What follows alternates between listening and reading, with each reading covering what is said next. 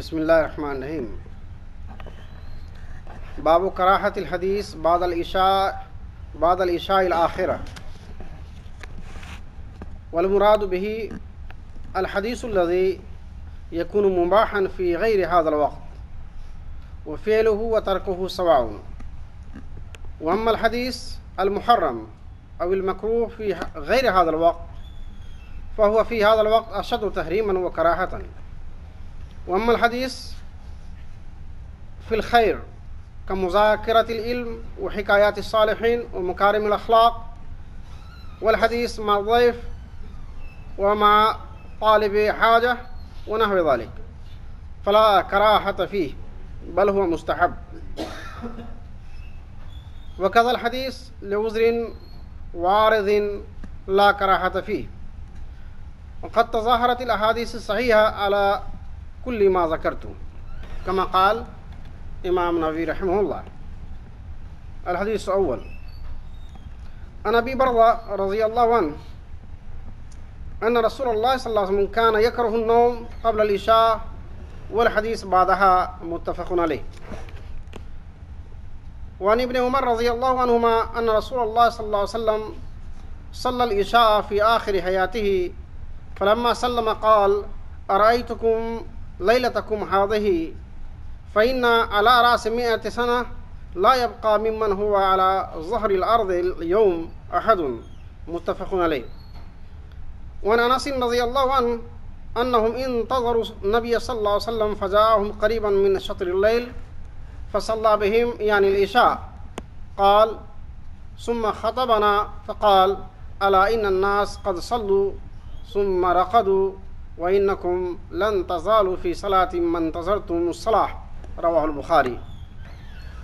باب تحريم امتناع المرأة من فراش زوجها إذا دعاها ولم يكن لها عذر شرعي. عن أبي هريرة رضي الله عنه قال قال رسول الله صلى الله عليه وسلم إذا دعا الرجل امرأته إلى فراشه فأبت فبات غضبان عليها لعنتها الملائكة حتى تصبح متفق عليه وفي روایت حتى ترجع. انتہا ترجمہ و تشریح. آج دو باب کا ذکر ہوا. دونوں میں سے پہلا یہ ہے کہ عشاء کی نماز پڑھنے کے بعد بات چیت کرنا مکروہ ہے. اس سے مراد وہ بات چیت ہے جو جائز ہے، جو مباح ہے، وہ بات کرنے میں کوئی حرج نہیں ہے. دوسرے اوقات میں مثلا وہ باتیں جو عشاء سے پہلے کسی وقت بھی بات کی جا سکتی ہے اور باتیں جائز ہو، ان باتوں کا عشاء کے بعد باتیں کرنا مکروہ ہے. جو باتیں عشاء کے بعد عشاء سے پہلے اگر مکروہ اور حرام ہیں، عشاء کے بعد وہ اور زیادہ مکروہ اور زیادہ اس میں شدت پیدا ہو جاتی ہے، وہ اور زیادہ حکم میں اور زیادہ حرام ہیں ہو جاتا ہو. اور کچھ باتیں ایسی ہیں جو خیر کی اور اچھائی کی باتیں ہوتی ہے، جیسے علم کا مذاکرہ، قرآن شریف کا حفظ، درس، صالحین کی حکایات، کہانیاں، بزرگوں کے واقعات، کسی کے اچھے اخلاق کا بیان. اور اسی طرح کوئی حاجت مند آ جائے، ضرورت مند آ جائے، اس سے باتیں کرنا، کوئی مہمان آ جائے گھر میں، ان سے باتیں کرنا، یا اور کوئی بھی عارض یا اور کوئی بھی سبب پیدا ہو جائے جہاں باتیں کرنا واجب ہو جائے، تو یہ سارے باتوں کی اجازت ہے بلکہ مستحب ہے. امام نووی رحمۃ اللہ علیہ فرماتے ہیں کہ سارے باتوں کی طرف یہ آنے والی حدیث دلالت کرتی ہے. تو آپ نے دیکھا باتوں کی 3 اقسام بنائے انہوں نے. ایک تو جائز باتیں جو عام طور پہ جائز ہے، ان باتوں کا اس وقت کرنا ممنوع ہو جاتا ہے. اور دوسری حرام باتیں ہیں جو دوسرے وقت میں بھی حرام ہے، تو اس وقت میں تو اور زیادہ حرام ہو جاتا ہے. اور کچھ جائز باتیں ہیں جو اس وقت جائز ہے. اس کی تشریح میں نے کر دیا ہے.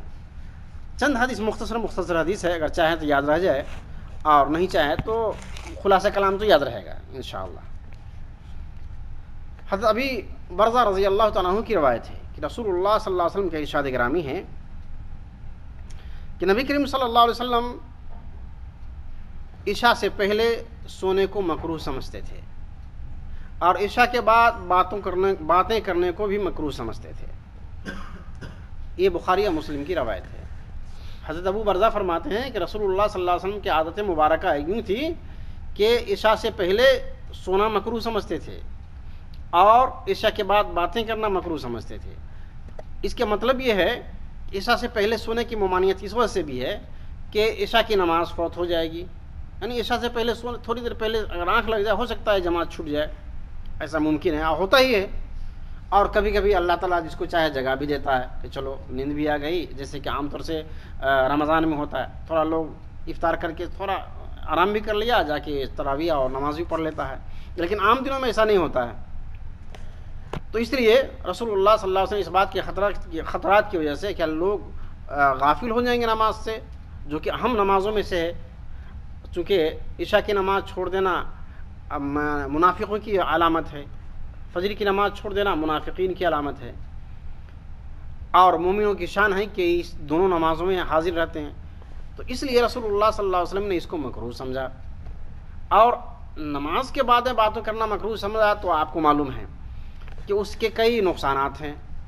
نماز کے بعد بلا ضرورت غیر ضروری باتیں جو دوسرے اوقات میں کر سکتے ہیں اس وقت کرنا مکروہ اس لیے ہے کہ اس سے بہتر ہے کہ ہم دوسرے اوقات میں کو استعمال کریں.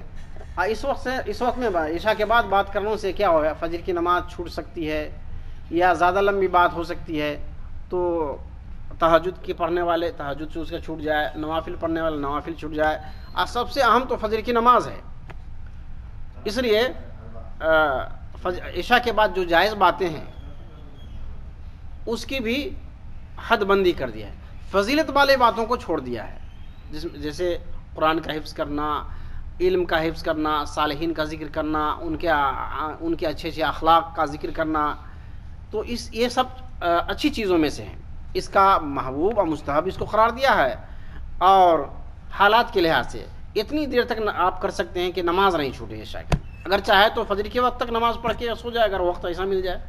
اگر ایسا ملتا ہے کہ 12 بجے تک اگر آپ اذکار کر سکتے ہیں اور اس کے بعد فجر بھی آپ پا لیتے ہیں. انسان کے سب کی کیفیت برابر نہیں ہے. ایک آدمی ہے کہ 12 بجے سونے کے بعد تہجد بھی نہیں چھوٹے گا اور نہ فجر چھوٹے گی. ایک شخص ہے کہ 10 بجے سوتا ہے اور پھر بھی نہ تہجد کا اہتمام کر پاتا ہے اور نہ عشاء کی نماز نہ تو فجر کی نماز کا اہتمام کر پاتا ہے. تو انسان کی کیفیت الگ الگ ہوتی ہے. تو کسی کو اگر جلدی سونے کی ضرورت ہو تو جلدی سو جانا چاہیے, اور کوئی اگر کنٹرول کر سکتا ہے اپنے آپ کو تو اپنے لحاظ سے کر سکتا ہے. دوسری حدیث کی طرف چلتا ہوں. ابن عمر رضی اللہ تعالیٰ عنہما کی روایت ہے کہ نبی کریم صلی اللہ علیہ وسلم اپنی زندگی کے آخری حصے میں عشاء کی نماز پڑھائی. جب رسول اللہ صلی اللہ علیہ وسلم نے سلام پھیرا تو لوگوں سے پوچھا کہ تم کو معلوم ہے یہ کون سی رات ہے. پھر اس میں فرمایا کہ جو لوگ آج موجود ہیں, جو لوگ آج اس جگہ موجود ہیں, وہ صدی کے آغاز پر یہ لوگ زندہ نہیں رہیں گے, ایک بھی باقی نہیں رہیں گے. یہ رسول اللہ صلی اللہ علیہ وسلم پیش گوئی بتائی, یہ پیش گوئی بتائی آنے والے خبر. ایسا ہی ہوا. جب نئی صدی آئی تو تقریباً صحابہ کرام کی تقریباً سارے صحابہ کرام گزر چکے تھے.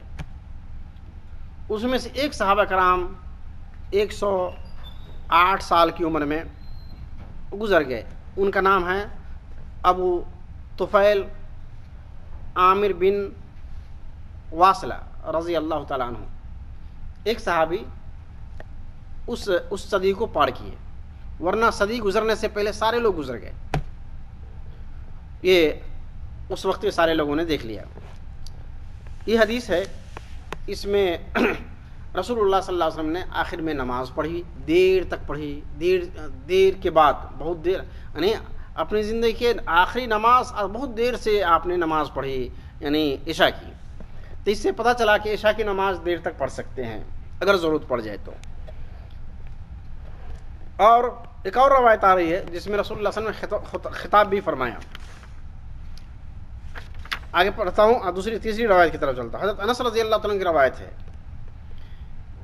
کہ سارے صحابہ نبی کریم صلی اللہ علیہ وسلم کا انتظار کرتے رہے. کہ اب آئیں گے اب آئیں گے اب آئیں گے، رسول اللہ صلی اللہ علیہ وسلم آئے نہیں۔ رسول اللہ صلی اللہ علیہ وسلم ان کے پاس جب آئے، جب تقریباً آدھی رات گزر چکی تھی، پھر رسول اللہ صلی اللہ علیہ وسلم نے سارے لوگوں کو عشاء کی نماز پڑھائی۔ اور حضرت انس فرماتے ہیں کہ رسول اللہ صلی اللہ علیہ وسلم نے نماز پڑھانے کے بعد خطبہ دیا، بیان کیا لوگوں میں، اور فرمایا، خطبہ کا جو مین لفظ ہے انہوں نے نقل کیا، الا ان الناس قد صلوا، لوگ تو نماز پڑھ چکے، یعنی آپ سے پہلے رسول اللہ صلی اللہ علیہ وسلم کے حاضر ہونے سے پہلے کچھ لوگ نماز پڑھ کے سو گئے، ثم رقدوا، اور سو گئے، وَإِنَّكُمْ لَن تَزَالُوا فِي صَلَاتِهِمْ مَنْ تَزَرْتُمُ الصَّلَاةَ، اور تم لوگ اس وقت سے نماز میں ہو، نماز پڑھ رہے ہو جب سے تم نماز کے انتظار میں ہو۔ اس حدیث کا مفہوم ہے کہ آپ نماز کے لیے ایک پوری جماعت ہے صحابہ کے بیٹھے ہوئے ہیں، رسول اللہ صلی اللہ علیہ وسلم انتظار میں، رسول اللہ صلی اللہ علیہ وسلم آخری رات میں آئے، رات کے آخری حصے میں آئے، تو رسول اللہ صلی اللہ علیہ وسلم فرمایا کہ آپ لوگ اس وقت سے اب تک نماز میں ہوں، آپ کی جو حیثیت ہے بیٹھنے کا، انتظار کرنے کا، یہ نماز کا حصہ ہے، گویا نماز کے لیے انتظار کرنا گویا نماز کا ایک حصہ ہے۔